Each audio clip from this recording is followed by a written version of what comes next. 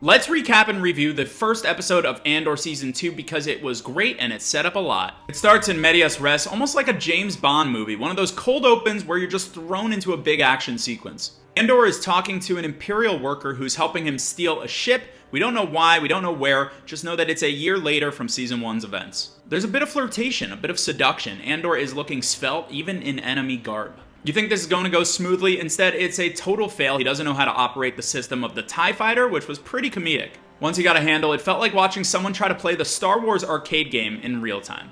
But compare that to the tense, quiet Season 1 opener, that scene in the alleyway. This definitely felt bigger, more blockbustery. Personally, I prefer Andor when it's a bit more intimate, but that's a minor gripe for a pretty thrilling start. A lot of this episode takes place on Chandrila, Mon Mothma's home planet. She's arranging a political marriage for her daughter to a gangster's son. Anytime we get Mon Mothma, played by the incredible Genevieve O'Reilly, I'm pretty good with it. The surprise is that Luthen is also on Chandrila, presenting a gift to the young couple. When you hear that Stellan Skarsgård laugh, you know things are about to get very interesting. The other key location to note is Mina Rao. Here, the world building really stood out. Big wheat fields where Bix and Brazo are hiding out, waiting for Andor. Meanwhile, the bad guys are plotting. They're not yet launching the Death Star, but they are working up to it. Step 1 seems to be taking over a planet called Gorman for a valuable material. The planning of something so horrible felt sickening to watch. We get the return of Krennic, played by Ben Mendelsohn, who's clearly having a blast.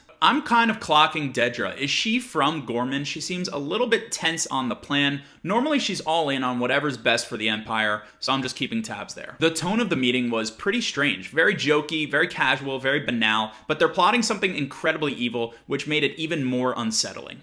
It reminded me a lot of the Wannsee Conference when the Nazis planned the final solution. Very creepy stuff. This is crosscut with Andor making it to a rendezvous point only to find his contact is missing. Instead, he runs into this group of rebel Lost Boys who are kind of just flailing. It felt a little jarring, a little silly, and I wasn't totally into Andor being dropped into this dynamic. The cross-cutting didn't quite work either. But, and this is key with Andor, patience is the name of the game. Last season built stories in arcs of 3 episodes, each one ramping up. That seems to be what we're heading towards again. Some strong setup here, but you can tell the best is yet to come. But what did you think of this first episode of the new Andor season? Let me know in the comments.